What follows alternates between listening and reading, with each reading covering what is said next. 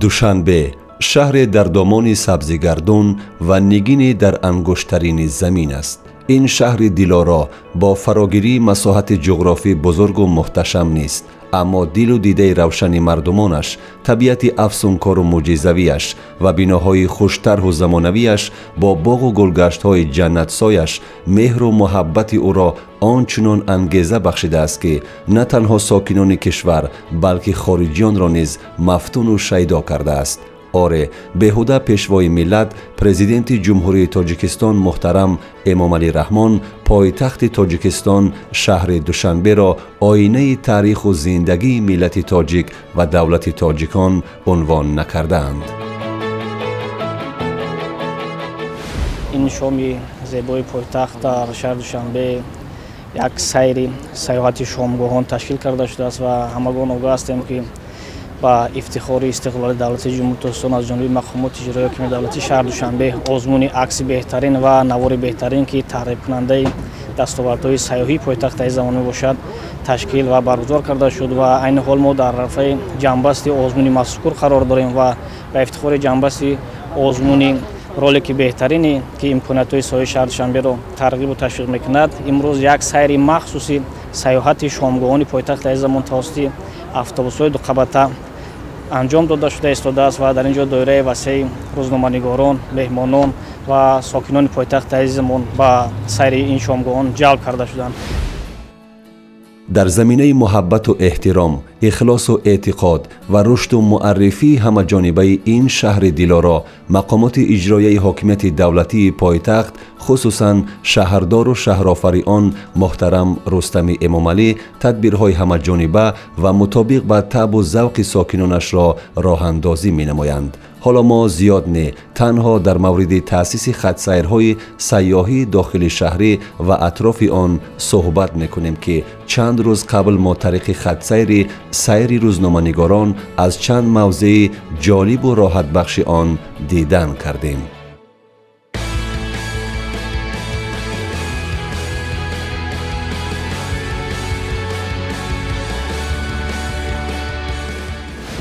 درود بینندگان عزیز، در دوره تشبس‌های حکومت جمهوری تاجیکستان از جمله مقامات اجرایی حاکمیت دولتی شهر دوشنبه از آغاز سال 2024 در حدود شهر دوشنبه خط‌سیرهای مخصوص تشکیل شده است که توسط اتوبوس‌های دو قبطه ساکنان و همچنین مهمانان داخلی و خارجی از موضع‌های دیدنی شهر دوشنبه بازدید می‌کنند. در دوره همین تشبس‌ها امروز خط‌سیر روزنامه‌نگاران در حدود شهر دوشنبه تشکیل شده است که طبعا می‌بینید اینجا گروهی از روزنامه‌نگاران به خاطر بازدید از موضع‌ها و نقطه‌های جالب شهر دوشنبه به هم آمدند و بعد از چند لحظه سفر ما آغاز می‌شود و باید بگوییم که شهر دوشنبه واقعاً در طول چند سال اخیر کاملا سیمایش را دیگر کرده است و این از فیض و برکت صاحب استقلالی دولت ما و همچنین تشبس‌ها و اقدام‌های سازنده حکومت جمهوری تاجیکستان اساسگزار صلح و وحدت ملی پیشوای ملت پرزیدنت جمهوری تاجیکستان محترم امامعلی رحمان و همچنین رئیس شهر دوشنبه محترم رستم امامعلی درک می‌دهد و هر یک شهروند جمهوری تاجیکستان خصوصا آنهایی که ساکن پایتخت عزیزمان هستند باید افتخار کنند که واقعا در چنین یک شهر زیبا و آزاده و دلارا و دیدنی و دوست داشتنی زندگی میکنند و ما بعد از چند لحظه با هیئت روزنامه‌نگاران در همین خط‌سیر سیر روزنامه‌نگاران که تشکیل شده است در اتوبوس‌های دو قبطه نشسته و از چند نقطه معین شده حدود شهر دوشنبه بازدید میکنیم و تلاش میکنیم که در جریان این سیر و سیاحت برای شما جالب ترین نقطه های شهر دوشنبه را معرفی نماییم و امیدوار هستم که بعد از این شما هم تشبس میکنید که از این خط‌سیرهای حدود شهر دوشنبه استفاده برید. بله، نقطه دیدار و بهمایی هیئت کارمندان واسطه‌های اخبار عامه وطنی نزد مجسمه اساسگزار دولت بزرگ تاجیکان شاه اسماعیل سامانی بود. اینجا قبل از آغاز سفر روزنامه‌نگاران با راهبلدان و مسئولین مقامات اجرایی حاکمیت دولتی شهر دوشنبه دایر به هدف و مقصد خط‌سیر مذکور مسیر بازدید و انفراساختار سیاحی شهر دوشنبه گفتگو کرده و سپس در 2 عدد اتوبوس دو قبطه نشسته و به راه برآمدند.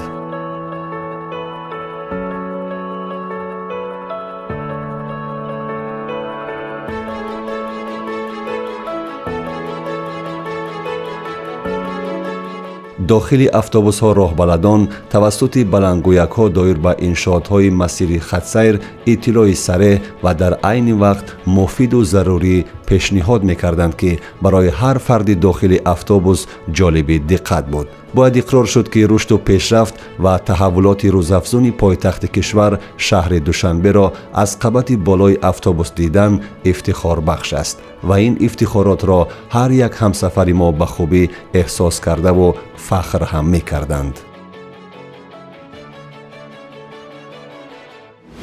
саёҳатро бояд аз ватани худ оғоз кард ва имрӯз боиси ифтихор аст ки бо дастгирии бахши сайёҳии мақомоти иҷроияи ҳукумати давлатии шаҳри душанбе барои як гурӯҳ рӯзноманигорон ё кормандони васоити ахбори умма саёҳати шаҳри душанбе ташкил карда шуд ва имрӯз мо аз кӯчаву хиёбонҳои зебои пойтахти азизамон шаҳри дилоро бозӣ дорем, саёҳат дорем ва боварӣ комил дорам ки ҳар нафаре ки ин саёҳати моро мебинад ӯ ҳам орзу мекунад ки як маротиба аз ҳама гуна автобусҳои дуққабата дар кӯчаҳои шаҳри душанбе гаштугузор кунад, бозӣ намояд. воқеан шаҳри душанбе рӯз то рӯз зебо мешавад.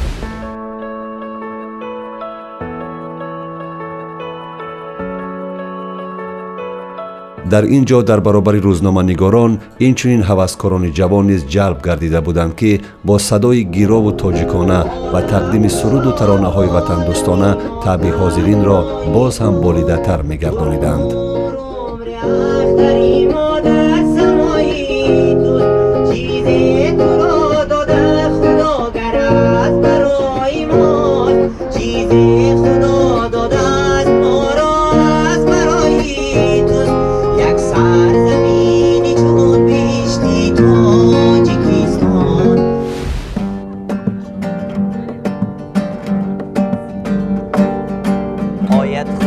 از همتی معماری دوشنبه از شامی چراغانی فرحباری دوشنبه دارد دیلی من شوق از این منظره سبز از باغ و درختان و چمنزاری دوشنبه دارد دیلی من شوق از این منظره سبز از باغ و درختان و چمنزاری دوشنبه فواره شفافی و را دوست بیدارم میدانی نوشانی نوشانی دوشنبه هر جا که روم بوی و یاید به دماغم یادم بکند سیری خیابانی دوشنبه هر جا که روم بوی و یاید به دماغم یادم بکند سیری خیابانی دوشنبه آید خوشم از تنتنه جشنی دیارم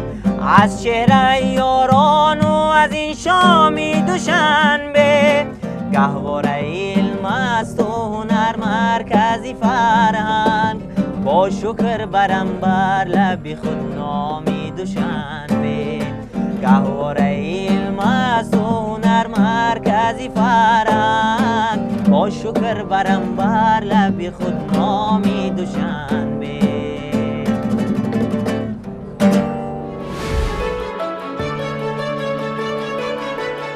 سفر ما توسط اتوبوس‌های دو آشیانه در خط سیر روزنامه‌نگاران ادامه دارد. همسفران ما نه تنها اهل قلم و فعالان شبکه‌های تلویزیونی، رادیویی و مطبوعات بودند. اینچنین در این سفر فعالان شبکه‌های اینترنتی و طوری گفتیم هوسکاران جوان نیز ما را همراهی می‌کردند.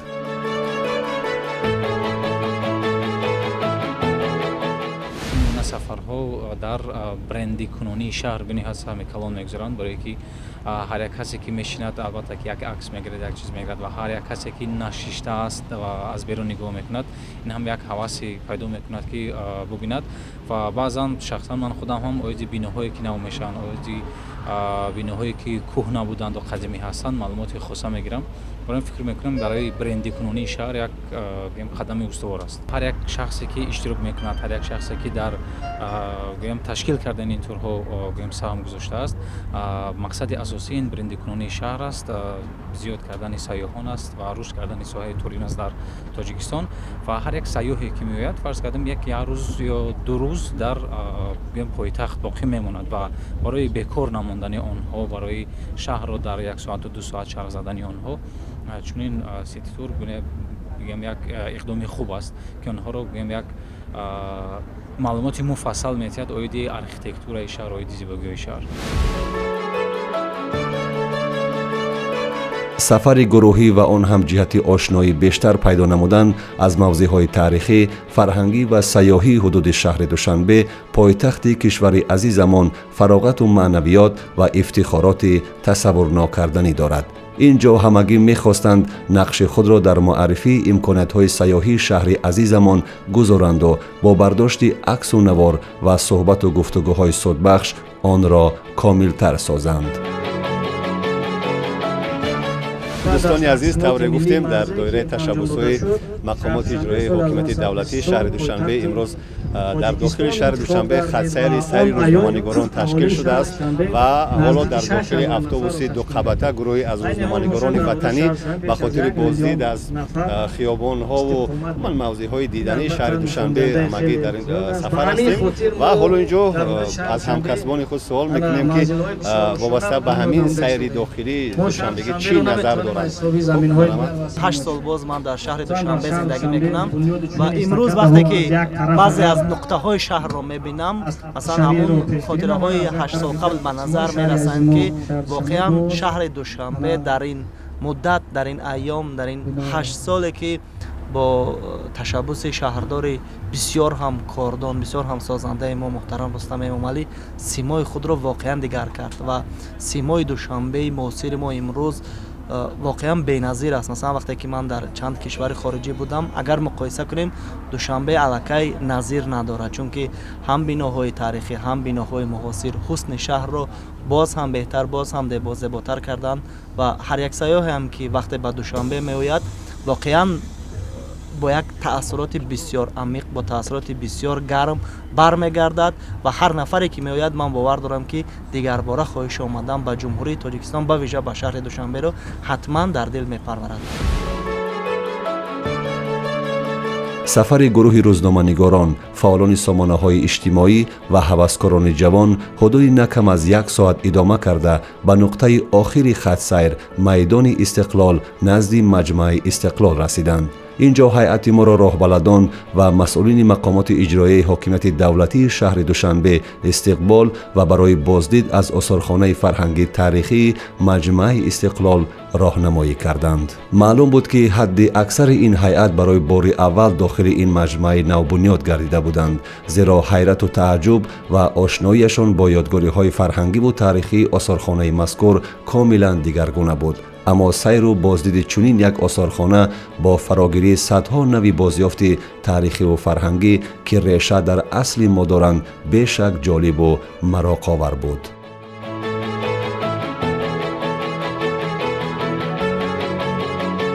امروز خیلی شاد شدم که با روزنامه‌نگاران تاجیک سیر و سیاحت شهر دوشنبه کردیم. قسم زیادی جای‌های شهر دوشنبه را برای ما معرفی کردند. این مقصد اساسی این چی است؟ این به خاطر انمو جلب کردن سیاحان به شهر دوشنبه و معرفی کردن این مکان‌های تاریخی که در شهر دوشنبه از دوره‌های قدیم برای ما میراث مانده است. مقصد اساسی همین است. امروز انمی تاجیکستان عزیز ما که امروز با تشبس‌های انمو خیرتمندانه جناب عالی به خاطر زنده کردن تاریخ، انمو برقرار کردن کتاب‌های تاریخی تاجیکستان از سر نو، این محض به خاطر انمین از بین نرفتن انمین تاریخ، تمدن و فرهنگ ملت تاجیک است. چگونه که پیشوای معظم ملت در همه انمین پیام‌های خود تاکید میکند، مخصوصا به جوانان که باید جوانان تاجیکستان درک کنند، باید معرفگر باشند. یعنی که زبان، فرهنگ این هستی ملت است. این هستی ملت تا زمانی که اگر در ما هست، این وطن عزیز ما انمین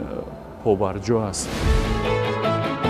بعد بازدید گروه روزنامه‌نگاران و فعالان شبکه‌های اینترنتی و هوسکاران جوان با آشیانه 14 مجمع استقلال برآمده شام پایتخت عزیزمان شهر دوشنبه را با تب و ذوق خاص تماشا کردند. اینجا هم همگی به منظره‌های اطراف با نگاه خاص می‌نگریستند و تلاش می‌کردند یادگاری با خود داشته باشند. یکی نوار، دیگر عکس و سومین به طور مستقیم منظره‌های اطراف را ثبت و انعکاس می‌نمودند. ما در مجمع استقلال قرار داریم که در آشیانه 14 و طور می‌بینیم واقعا دوشنبه امروز دیگر شده است و این دوشنبه 10 سال 20 سال پیشتر نیست. امروز دوشنبه سیمای خود را کاملا دیگر کرده است، هم از لحاظ بنیاد انشاءات‌های زمانه و هم از بنیاد راه‌ها، اینفراستراکتور سیاحی، یعنی از هر لحاظ دوشنبه واقعا دیگر شده است و هر یک شهروند جمهوری تاجیکستان باید که این زیبایی‌ها را با چشم سر ببیند، با دل تصدیق کند و در این حالت ما می‌توانیم که واقعا همین زیبایی‌ها را محبت تاجیکستان و شهر دوشنبه را بیشتر احساس کنیم و همچنین در اینجا دوربین‌های مخصوص نصب شده است که هر یک نفری که به اینجا میاد واقعا توسط این همه منظره‌های اطراف شهر دوشنبه را زیبا و دیدنی واقعا می‌بینند. طوری که